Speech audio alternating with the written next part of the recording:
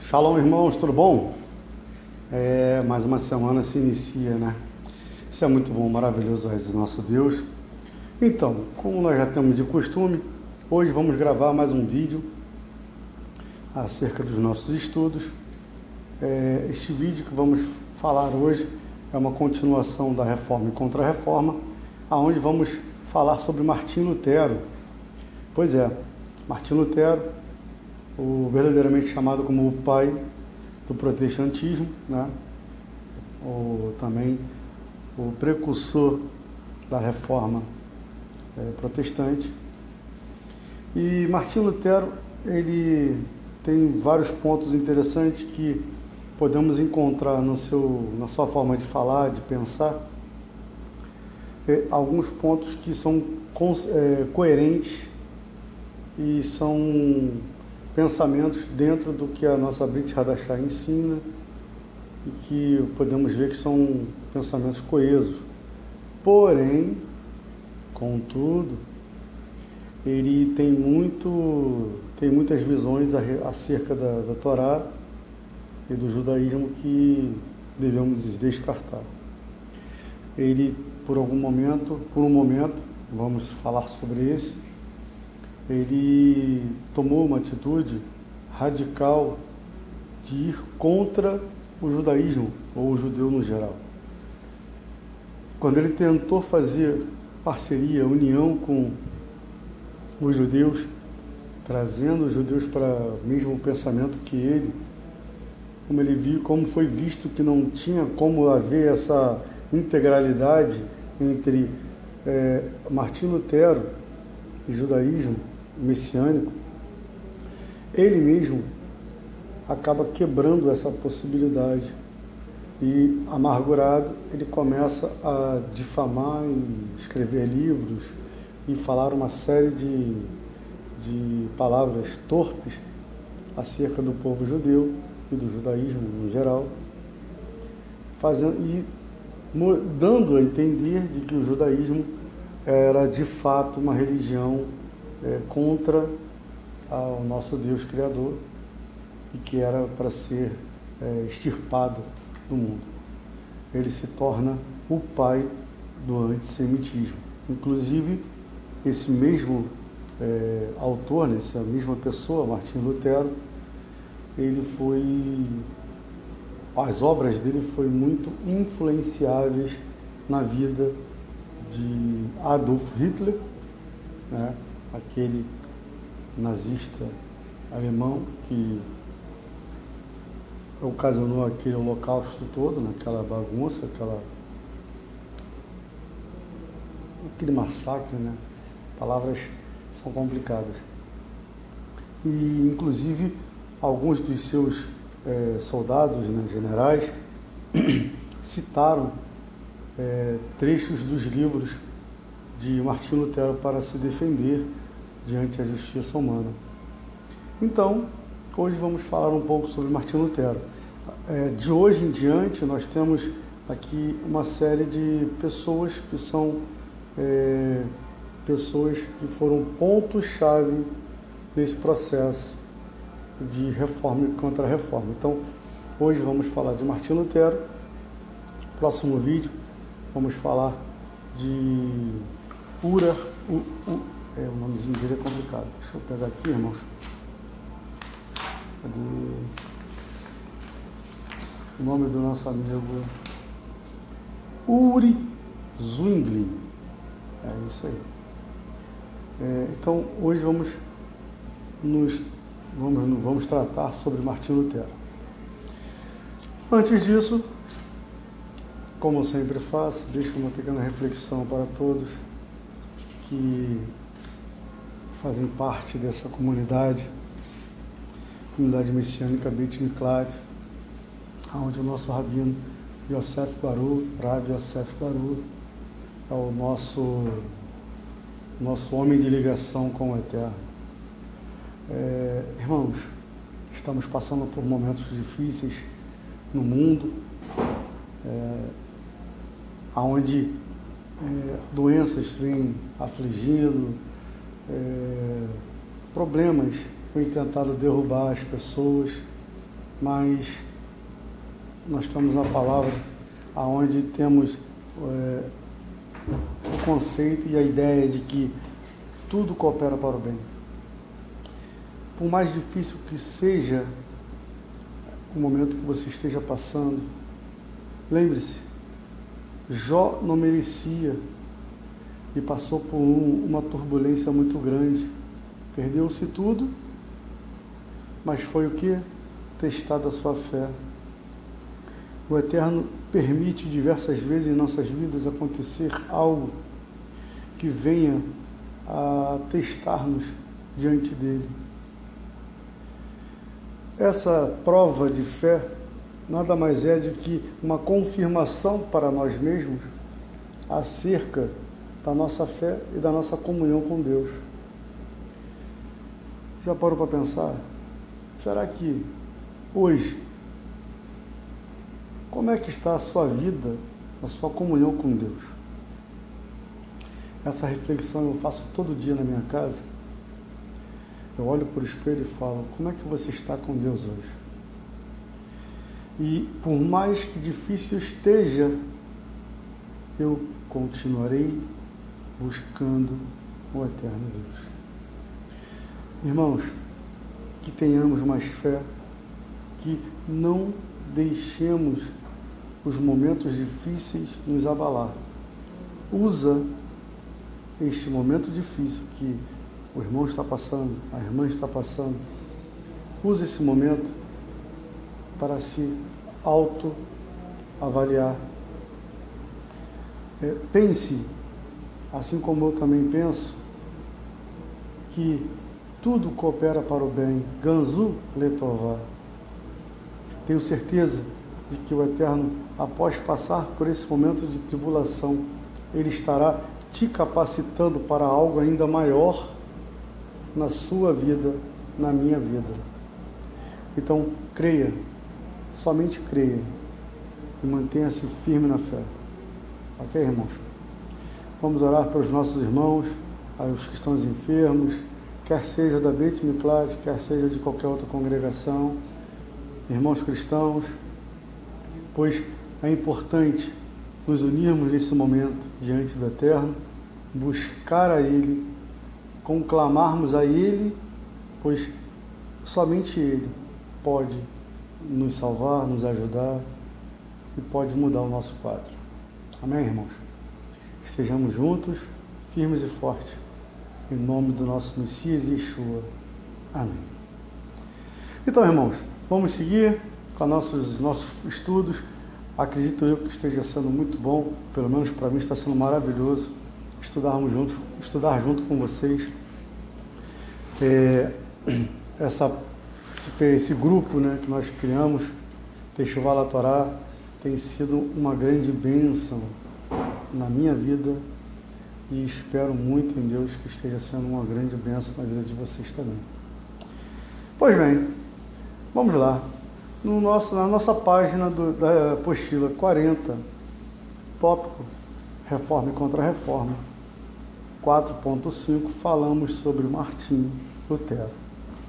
Martim Lutero nasceu em 10 de novembro de 1483, em Eisleben, filho de um minerador de prata de classe média, destinado para o estudo de direito. Voltou-se para o mosteiro, no qual, após muitas lutas, desenvolveu uma nova compreensão de Deus, da fé e da igreja. Isso o envolveu no conflito com o papado, seguido de sua excomunhão e da fundação da Igreja Luterana, a qual presidiu até seu falecimento, em 1546. Longe de tentar fundar uma nova denominação, Lutero via a si mesmo como um fiel e obediente servo da Igreja. Daí seu desgosto pelo fato de os primeiros protestantes na Inglaterra e na França, assim como também na Alemanha, terem sido chamados luteranos. Abre aspas. A primeira coisa que peço é que as pessoas não façam uso de meu nome e não se chamem luteranos, mas sim cristãs. Quem é Lutero? O ensino não é meu, nem fui crucificado por ninguém. Como eu, miserável saco fético de larvas que sou, cheguei ao ponto em que as pessoas chamam os filhos de Cristo por meu perverso nome. Ele mostra que, nesse ponto eu concordo com ele, usar o meu nome, usar o nome dele para se intitular um padrão de vida, e quando a gente coloca lá, nós somos cristãos por quê? Porque temos um padrão de vida ou um padrão de fé e prática igual a de Cristo. Somos judeus messiânicos, por quê? Porque temos o padrão de fé e prática do judaísmo messiânico, aquele judaísmo que foi ensinado e foi passado do nosso Mashiach Yeshua e seus Talmidim, seus discípulos até os dias de hoje.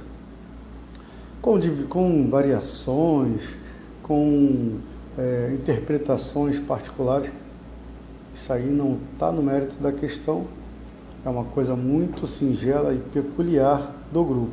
Porém, somos todos judeus messiânicos, cremos que Yeshua é o Messias de Israel, Filho unigênito dessa forma e primogênito de toda de criação, conforme Colossenses diz.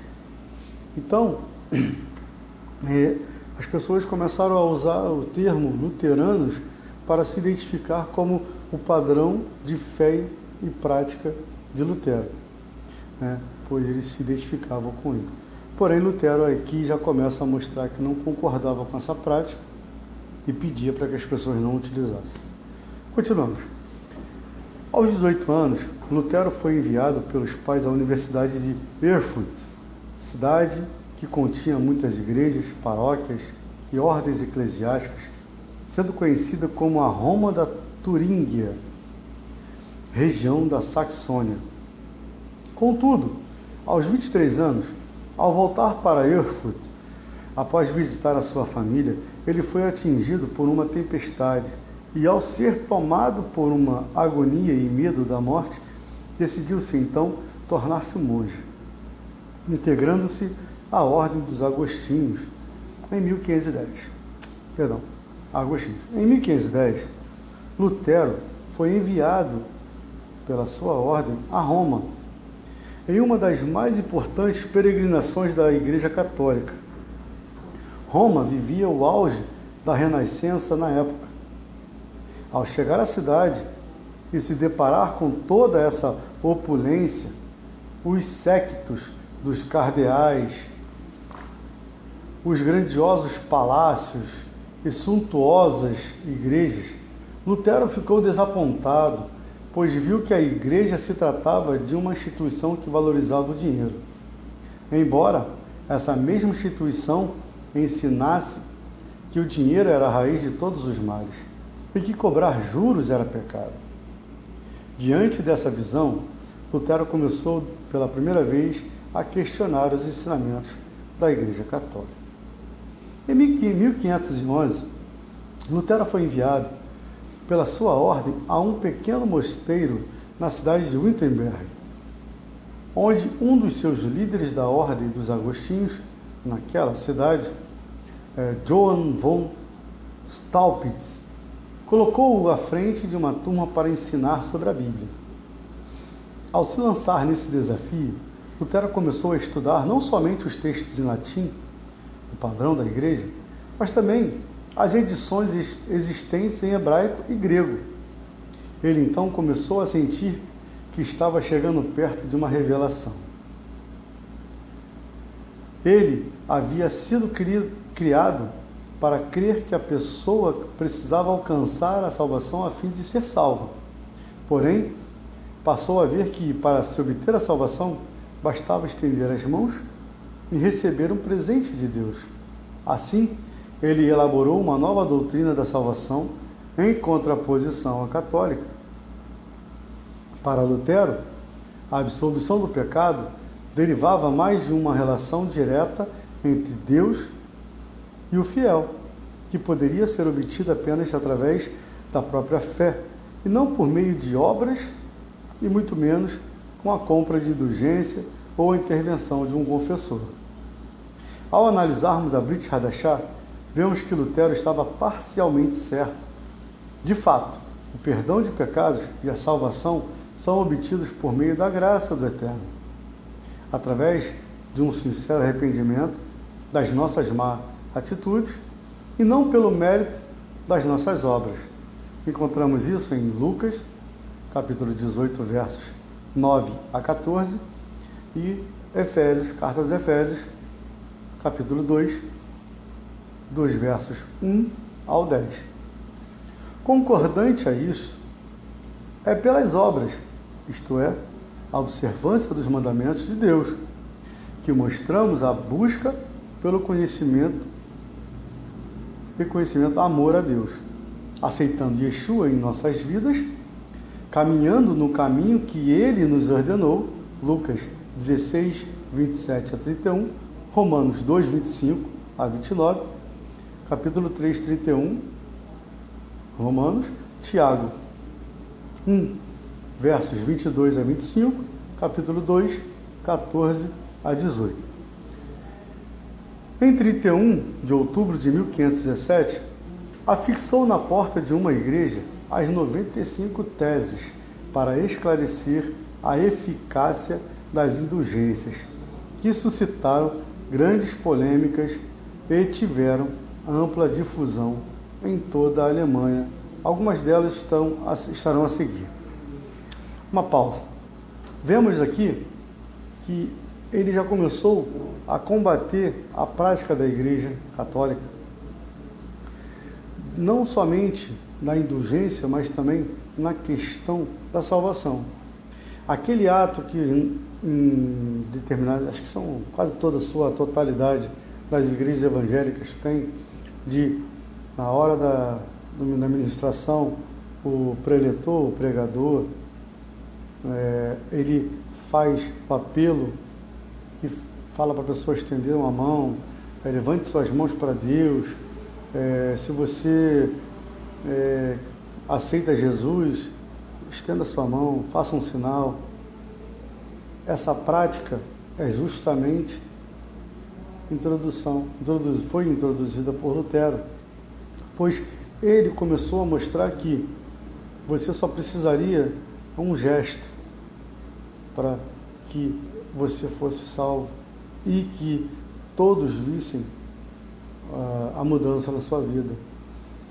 Lutero teve a ideia de que esse simples gesto de estender a mão iria representar justamente aquela prática da igreja da indulgência. A pessoa comprava um terreno nos céus, era assim que alguns pontos, ele comprava um terreno nos céus, ou então ele pagava pela sua salvação um valor estipulado pela igreja, e a igreja dava a ele um certificado, um documento, onde ele passou a ter posse de algo dos céus ou da própria salvação, como se ela fosse material. Ele trocou essa prática pelo ato de estender a mão e falar: aí eu aceito Jesus, eu aceito a minha mudança. Então ele começou a colocar em prática esta conduta que contrapõe-se à prática da igreja, gerando conflitos e mais conflitos. Nesse período de 1517, quando ele fixa na porta da igreja católica na Alemanha, em Wittenberg, ele coloca essa listagem com 95 teses, 95 pontos aonde ele identificou que eram práticas abusivas da igreja, né? E nós vamos falar de algumas delas aqui. E esses 95 pontos são até hoje questionados, apresentados como fato como base da igreja evangélica de hoje. Prossigamos. Dizendo nosso eterno e mestre Jesus: arrependei-vos, certamente quer que toda a vida dos seus crentes na terra seja de contínuo arrependimento. E esta expressão não pode e não deve ser interpretada como referindo-se ao sacramento da penitência, isto é, a confissão e satisfação a cargo do ofício dos sacerdotes. O Papa não quer e não pode dispensar outras penas, além das que impôs ao seu alvitre ou em acordo com os cânones que são estatutos papais. O Papa não pode perdoar dívida se não declarar e confirmar aquilo que já foi perdoado por Deus, ou então faz nos casos que lhes foram reservados. Nestes casos, se desprezados, a dívida deixaria de ser em absoluto anulada ou perdoada. Deus a ninguém perdoa a dívida sem que ao mesmo tempo o subordine em sincera humildade ao sacerdote e seu vigário. Parece que assim como no purgatório, diminuem a angústia e o espanto das almas. Nelas também devem crescer e aumentar o amor. Bem, assim parece não ter sido provado, nem por boas ações, nem pela Escritura, que as almas no purgatório se encontram fora da possibilidade do mérito ou do crescimento no amor. Ainda parece não ter sido provado que todas as almas do purgatório tenham certeza de sua salvação e não receiem por ela. Não obstante, nós termos absoluta certeza disto. Por isso, o Papa não quer dizer e nem compreende com as palavras perdão plenário de todas as penas, que todo o tormento é perdoado, mas as penas por ele impostas. Ninguém tem certeza da suficiência do seu arrependimento e pesar verdadeiros, muito menos certeza pode ter de haver alcançado o pleno perdão dos seus pecados. Todo e qualquer cristão que se arrepende verdadeiramente dos seus pecados sente pesar por ter pecado e tem pleno perdão da pena e da dívida, perdão esse que lhe pertence mesmo sem indulgência. Deve-se ensinar aos cristãos não ser pensamento e opinião do Papa que a aquisição de indulgência de alguma maneira possa ser comparada a qualquer obra da caridade. Deve-se ensinar aos cristãos que, se o Papa tivesse conhecimento da traficância dos apregoadores da indulgência, preferiria ver a Catedral de São Pedro ser reduzida a cinzas, a ser edificada com a pele, a carne e os ossos de suas ovelhas.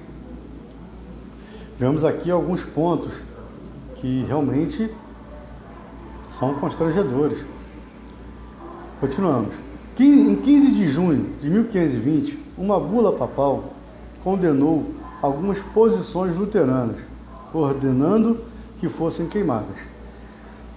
Lutero, em compensação, queimou diante de uma multidão que o aplaudia, o que ele mesmo chamava de execrável bula anticristo. Contudo, embora já tivesse identificado o Papa e seu sacerdócio com o reino do demônio e o governo do anticristo, Lutero ainda assim insistia em que ninguém deveria se opor ao Papa deliberadamente. O papado era uma praga, uma punição permitida pela irada providência de Deus. Devia ser suportado com toda a paciência. Porém, em 1521, Apresentou-se a Dieta de Worms com o salvo-conduto do imperador Carlos V. Ao final de uma acirrada discussão teológica, Lutero declarou que não podia se remeter à autoridade do Papa e dos concílios, até porque eles muitas vezes se contradiziam mais apenas das santas sagradas escrituras. O imperador então assinou o Edito de Worms, que condenava Lutero como herege e proibia os seus escritos, excomungando pela Igreja e banido pelo imperador. Continuou sua atividade ou, ao menos, deu início a um projeto ambicioso na época, a tradução das Escrituras para o alemão. Lutero salvou-se da fogueira por um conjunto de fatores políticos, principalmente o favor de alguns príncipes alemães, dentre os quais estava um príncipe da Saxônia, que o escondeu no castelo de Wittenberg, encenando um falso rompimento. As teses luteranas eram populares entre os príncipes alemães que desejavam se apoderar dos bens dos grandes eclesiásticos, latifúndios enormes com vários servos da gleba e que gozavam de amplos privilégios fiscais. Lutero também gozava de grande admiração entre o povo, que reconhecia em algumas de suas declarações as próprias aspirações de justiça social. Mas as expectativas de muitos sob esse ponto de vista não foram atingidas. Em 1524, eclodiu nos territórios do Império uma gigantesca rebelião camponesa. Bandos armados compostos de cerca de 300 mil camponeses, saquearam igrejas, castelos, cidades. Lutero, depois de tentar uma mediação, escreveu o tratado contra os bandos arruaceiros e assassinos dos camponeses, uma espécie de carta aberta aos príncipes alemães pedindo para conter os rebeldes. Abre aspas. Esta é a época da ira e da espada, não a da graça. Por isso, caros eternos, matem, esganem, estrangulem quem puderem. E se alguém julgar tudo isso duro demais, pense que a sedição é insuportável e que cada momento é preciso esperar a catástrofe do mundo. Fecha aspas. Os príncipes católicos e protestantes acolheram o convite e massacraram os rebeldes. Uma das características da Igreja Luterana foi o direito de envolvimento dos príncipes na gestão eclesiástica. O soberano de um Estado se tornava o chefe da Igreja Nacional. Em 1526, a primeira dieta de Speer busca uma maior tolerância em relação aos princípios evangélicos, esclarecidos por Martinho Lutero. No entanto, a cúpula da Igreja Católica Romana não desiste de eliminar, a qualquer custo, a heresia luterana da Europa. Por isso, em 1529, a segunda dieta de Speer reafirma o Edito de Worms, condenando as doutrinas expostas por Lutero. Em reação a esta é que os príncipes reagem com uma carta pública em protesto ao que foi decidido em Speer. O termo protestante, portanto, foi utilizado primeiramente para registrar este fato histórico. Com o passar do tempo, entretanto, começou a definir o grupo de igrejas históricas que provém do movimento reformatório do século XVI. Os escritos de Lutero tiveram ampla difusão na Europa, com exceção, talvez, apenas na Itália, onde desencadearam uma severa repressão. Os sermões de Lutero, ou os sermões luteranos, se difundiram em muitos países europeus, em alguns casos fornecendo combustível para as fogueiras e outros com sucesso, transformando a reforma em religião de Estado, que perseguiu, por sua vez, os católicos. vemos aqui que Lutero já tem, né, as palavras de Lutero já têm uma força e um poder a ponto de incentivar, de inspirar pessoas e líderes nas suas práticas e até nos seus atos terroristas também. Outro ponto principal é a teologia de Lutero. Aqui vamos falar um pouquinho sobre os conceitos teológicos de Lutero, o que realmente ele apregoava. A igreja invisível e oculta. O protesto de Lutero contra a igreja romana não foi fundamentalmente moral, mas sim teológico. Contra a concepção romana da igreja, Lutero insistia na prioridade do evangelho. O verdadeiro tesouro da igreja é o santo evangelho da glória e da graça de Deus. Como Agostinho, Wycliffe, Hus, antes dele, Lutero falava sobre a igreja invisível, cujos membros reuniam todo o grupo dos predestinados. A igreja estende-se tanto no tempo quanto no espaço e não está presa a nenhuma cidade, pessoa ou época. Seu fundamento é a eleição graciosa de Deus, revelada em Jesus Cristo e atestada pelas Escrituras Sagradas. A igreja não constitui a palavra de Deus, mas é constituída pela palavra. Ou seja, a igreja não é a palavra de Deus, mas ela é constituída pela palavra de Deus. Sua invisibilidade deriva do fato de que a própria fé é invisível, a convicção de fatos que não se veem. Isso está em Hebreus 11, verso 1. Por ser a fé como o dom absoluto de Deus, não definível em termos externos, a igreja também não é uma assembleia física, mas uma assembleia de corações em uma única fé. Além de invisível, Lutero também falou da igreja como oculta. Esse é um conceito mais complexo, que traz diversas conotações. Significa, em primeiro lugar, que a igreja, embora clara a Deus, está oculta do mundo. Numa metáfora audaciosa, Lutero disse que Deus não quer que o mundo saiba quando ele dorme com sua noiva. Aos olhos da fé, a igreja é uma donzela digna, mas pelos padrões do mundo é uma moça pobre e deformada, cercada por muitos inimigos perigosos. A igreja sempre existe em tensão com os poderes demoníacos desta era presente e, como seu eterno, deve estar sempre disposta a enfrentar todo infortúnio e perseguição.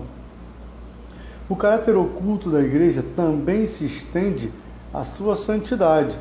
Ao contrário dos anabatistas, Lutero defende a ideia que a igreja é um corpo permixus, contendo ao mesmo tempo pecadores e santos, hipócritas e cristãos devotos, joio e trigo.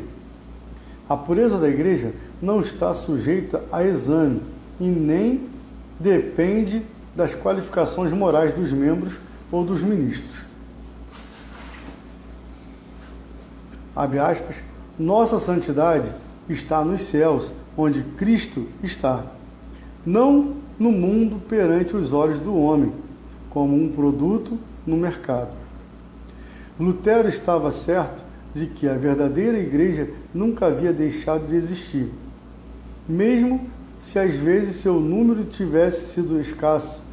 Ele estabelecia a continuidade da igreja, não numa sucessão de bispos, mas numa sucessão de cristãos verdadeiros, successum fidelium. Voltando até Adão, sempre há um santo povo cristão na terra, em quem Cristo vive, trabalha e governa. Além disso, a igreja é subserviente ao Evangelho, à palavra de Deus, não pode existir sem o povo de Deus, nem seu povo sem sua palavra. Mesmo na apóstata Igreja Católica, Lutero reconheceu que o Evangelho não havia sido completamente obliterado. Pelo menos, o batismo e as Escrituras permaneceram, e isso sustentou as crianças e alguns idosos, mas apenas alguns, que no fim de suas vidas voltaram-se mais uma vez para Cristo. O Evangelho e o Sacramento é o segundo tema da teologia de Lutero. Lutero também defendeu o Evangelho num sentido particular, conforme manifesta na palavra corretamente pregada e nos seus sacramentos adequadamente administrados. Onde quer que essas duas observações estejam evidentes, a verdadeira igreja existe, mesmo que composta apenas de crianças pequenas. A pregação pública da palavra de Deus é um meio de graça indispensável e sinal infalível da verdadeira igreja. A fé vem pelo ouvir, o ouvir pela palavra de Deus. Mas como ouvirão sem um pregador? Em Romanos, capítulo 10, 17. O sermão era a melhor e mais necessária parte da missa. Ouvir a missa não é nada mais do que ouvir a palavra de Deus e, desse modo, servir a Deus. Lutero atacou o sistema sacramental do catolicismo medieval, sustentando a autenticidade de apenas dois sacramentos, o batismo e a Santa Comunhão. Esses dois atos possuem em comum as seguintes características. Ambos proclamam o perdão dos pecados.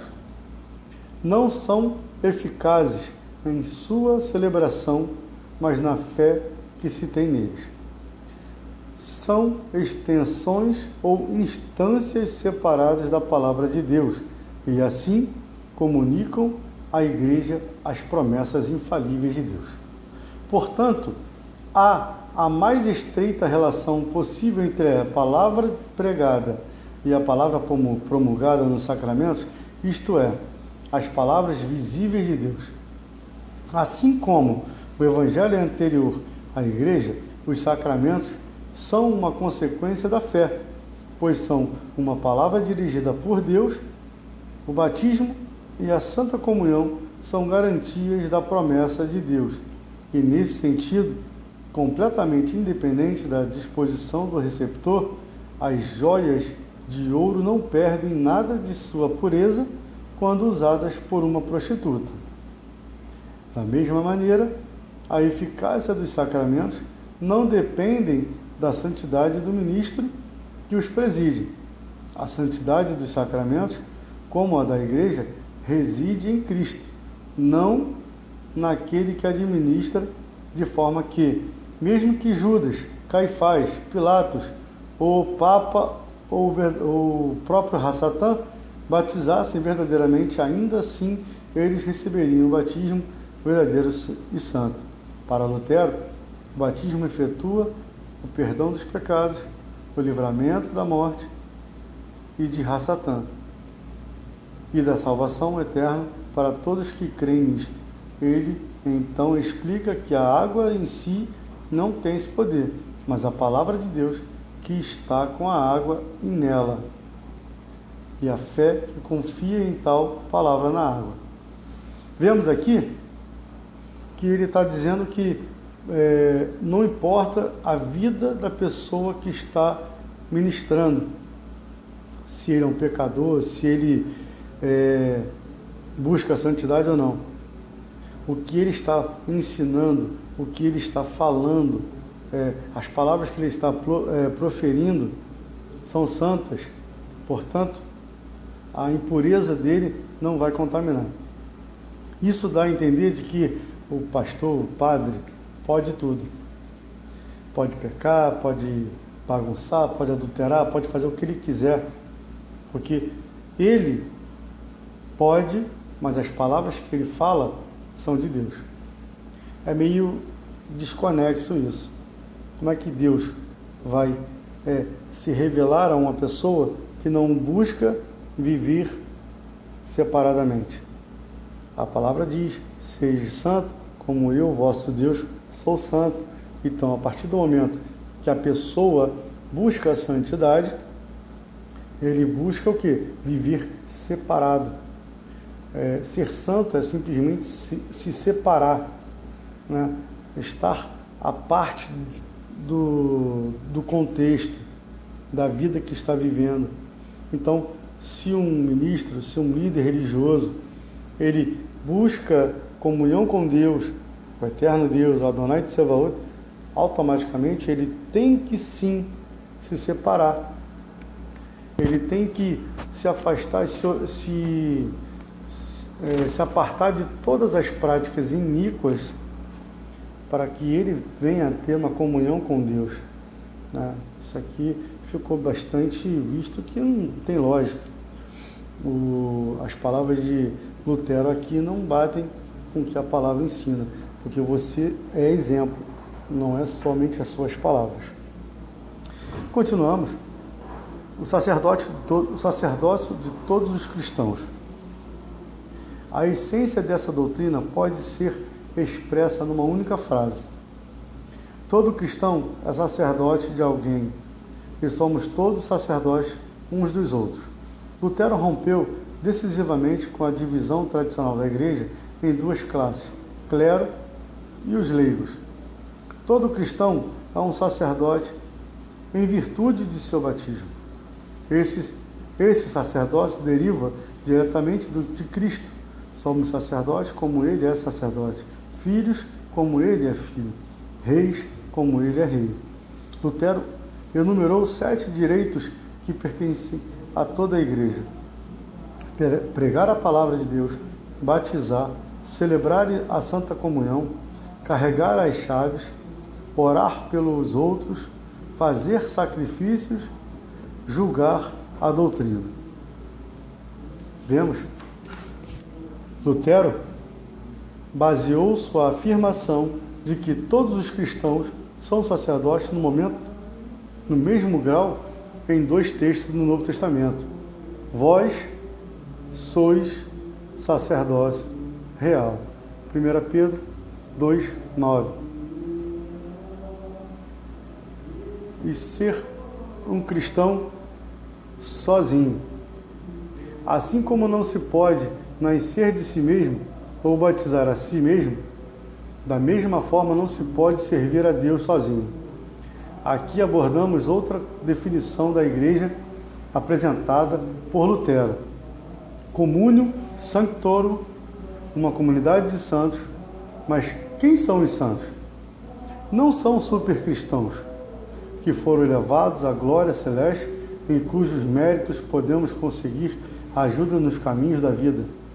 Todos os que creem em Cristo são santos. Uma comunidade de intercessores, um sacerdócio de amigos que se ajudam, uma família que as cargas são compartilhadas e suportadas mutuamente.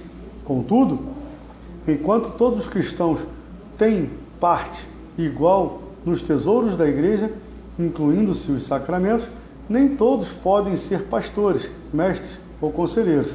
Há um só Estado, mas uma variedade de ofícios e funções. Lutero considerava o ministério da palavra o mais alto ofício da igreja. O próprio título, servo da palavra divina, Minister Verbi Divini, conota um papel essencialmente funcional. Rigorosamente falando, Lutero ensinou que todo cristão é ministro e tem o direito de pregar. Esse direito pode ser livremente exercido se alguém estiver em meio a não cristãos. Entretanto, numa comunidade cristã, não se deve chamar atenção sobre si, assumindo tal ofício por conta própria. Antes, deve-se deixar ser chamado e feito pela congregação, e o ministro continua tendo de prestar contas a ela. Lutero chegou ao ponto de dizer: o que lhe damos hoje, podemos tirar dele amanhã. O rito da ordenação não confere um caráter indelével à pessoa ordenada. É meramente a forma pública pela qual alguém é comissionado mediante a oração, as escrituras e a imposição de mãos a fim de servir a congregação. Vemos que ele tenta trabalhar o conceito de que a igreja é santa, que todos que estão ali, por serem servos de Cristo, né, buscarem a Cristo, são santos. Porém, ele bota todo mundo num pacote, como sendo todo mundo igual, que a igreja não precisa separar, né, o joio do trigo, nada disso. Bem, continuamos. A mão direita e a mão esquerda de Deus. A existência da reforma não conformava ao congregacionalismo inicial de Lutero. Se a igreja tivesse de ser reformada, as autoridades governantes tinham de desempenhar um papel. Lutero referiu-se ao príncipe como not bishop, um bispo de emergência. Na doutrina dos dois reinos, ele procurou esclarecer as funções próprias da igreja e da autoridade secular. Pois Deus estabeleceu dois tipos de governo entre os homens, um espiritual, não tem espada, mas tem a palavra, por meio da qual os homens devem tornar-se bons e justos, para que mediante essa retidão possam alcançar a vida eterna. Ele administra essa retidão mediante a palavra que confiou aos pregadores. O outro tipo é o governo mundano, que opera por meio da espada, a fim de que os que não desejam tornar-se bons e justos para a vida eterna sejam forçados a tornar-se bons e justos aos olhos do mundo. Ele administra essa retidão mediante a espada. A ideia de dois poderes correlatos, mediante os quais Deus governa o mundo, remontam a Agostinho, que dividiu a família humana em duas cidades. Cidade de Deus, composta pelos eleitos, peregrinando em direção a seus destinos celestiais, e a cidade da terra, também chamada cidade de Hasatã, cujos habitantes existem fora da esfera da graça. Na era presente, contudo, as duas cidades estão misturadas. O curso da história é assim determinado por sua coexistência e oposição. Lutero elaborou sua própria doutrina dos dois reinos em oposição às duas teorias, a do catolicismo medieval e a dos anabatistas. A supremacia papal sobre os governos seculares foi afirmada já em 494 pelo Papa Gelásio I, já em 1302, na bula Unam Sacram, o Papa Bonifácio afirmava que, como autoridade temporal e espiritual residia na Igreja, o Papa tinha o direito de depor governos seculares quando contrariassem sua vontade. Opondo-se a tal tradição, Lutero proclamou a independência do reino secular do controle clerical. A causa fundamental dos abusos na Igreja era que o Papa se recusava a renunciar o eternoio temporal. O Papa não deveria ter exercido nenhuma autoridade sobre o imperador ou sobre outros governantes seculares. Ele não era vigário do Cristo glorificado, mas sim do Cristo crucificado. Sua função não era reger nações, mas sim pregar o Evangelho. Se os católicos confundiam os dois reinos na direção de uma teocracia papal, os anabatistas separavam muito precisamente os reinos em nome do separatismo religioso, considerando literalmente a injunção de Cristo à não resistência, registrado em Mateus 5:39. Os anabatistas recusavam-se a participar dos poderes coercitivos do Estado, em oposição aos reformadores pacifistas. Lutero insistia na origem divina do Estado nos limites do seu poder e na base para a participação do cristão em sua atividade coercitiva, baseando sua crença em Romanos 13 e em 1 Pedro 2, 13 e 14. Lutero afirmava que o Estado era ordenado por Deus fundamentalmente para reprimir os malfeitores e preservar a paz e a ordem no mundo. Se o mundo inteiro fosse composto de cristãos, não haveria necessidade de príncipes, reis, espada ou leis.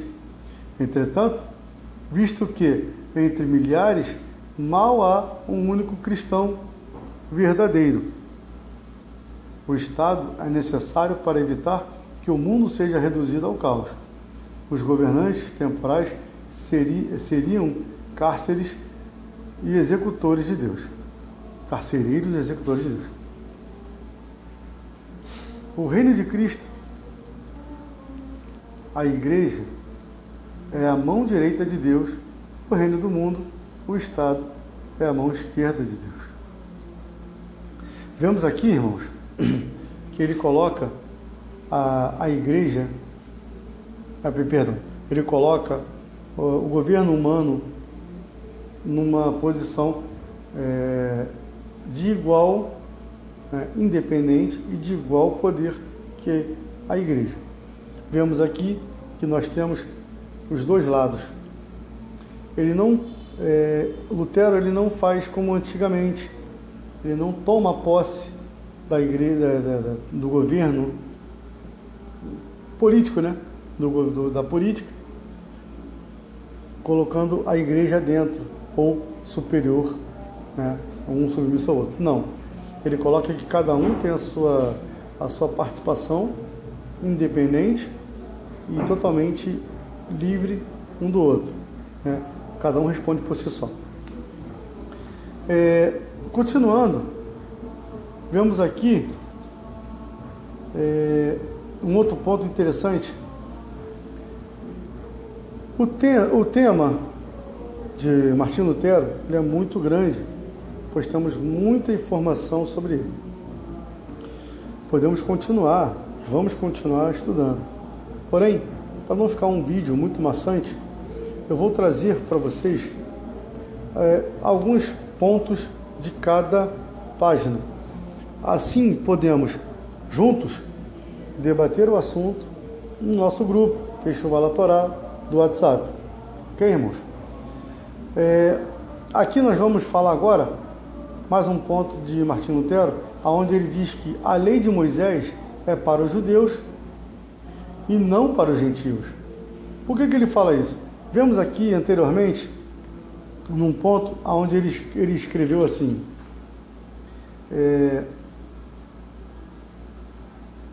se não houvesse, se o mundo inteiro fosse composto de cristãos, não haveria necessidade de príncipes, reis, espadas ou leis. Entretanto, visto que entre milhares mal há um único cristão verdadeiro. Olha só, interessante. Ele coloca que o cristão não precisa cumprir leis. Por que não precisa cumprir leis? Como é que o cristão ele vai ter a consciência do que é certo e errado diante de Deus se não tiver um livro com leis dizendo o que é certo e o que é errado? Será que é tanta audácia no caso de Lutero, dizer que o cristão por si só ele já sabe o que é certo e o que é errado? Será que é isso? Está certo dizer isso? Então, nós vemos que não é bem assim. Nós sabemos que não é assim. E vamos lá, vamos ler essa parte, vamos dar um ênfase aqui sobre o que ele fala sobre esse tema. A lei de Moisés é para os judeus e não para os gentios. Lutero também falou contra a Torá, dizendo que ela não deveria ser seguida pelos gentios. No capítulo Como cristãos devem considerar Moisés, no livro de Martin Luther's Basic Theological Writing, está escrito: A lei de Moisés não tem mais vínculo para conosco, porque foi dada apenas ao povo de Israel. Os gentios possuem certas leis em comum com os judeus, como estas: há apenas um Deus, ninguém pode fazer mal ao próximo, ninguém deve adulterar ou roubar, e outras coisas como estas. Estas foram escritas pela natureza em seus corações. Ele não as ouviram direto do céu, como os judeus. Esta é a razão pela qual este texto inteiro não pertence aos judeus, aos gentios. Abre aspas. Moisés foi um intermediário unicamente do povo judeu. Foi para eles que ele, Deus, deu a lei. Portanto, devemos silenciar as bocas daqueles espíritos faciosos que dizem: assim diz Moisés, etc. Aqui você simplesmente responde: Moisés não tem nada a ver conosco. Se eu tivesse que aceitar Moisés em um mandamento, eu teria de aceitar Moisés por inteiro. Assim, a consequência seria que, se eu aceitasse Moisés como mestre, então eu teria que me circuncidar, lavar minhas roupas de forma judaica, comer, beber e se vestir e tudo mais, e observar todas estas coisas. Moisés está morto. Seu governo terminou quando Cristo veio. Ele não é mais necessário. Fecha aspas, palavras de Martinho Lutero. Continuando, que Moisés não está ligado aos gentios. Pode ser provado em Êxodo 20, Êxodo 20, versículo 1, onde Deus diz: eu sou o Eterno, o teu Deus, que te tirou do Egito, fora da casa da escravidão. Este texto deixa claro que até mesmo os 10 mandamentos não nos pertencem, pois Deus nunca nos tirou do Egito, mas apenas os judeus. Isso está citado na página 138 e 139 desse mesmo livro. Os gentios não estão obrigados a obedecer a Moisés.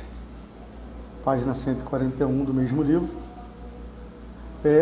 Vemos aqui, esses pontos são interessantes.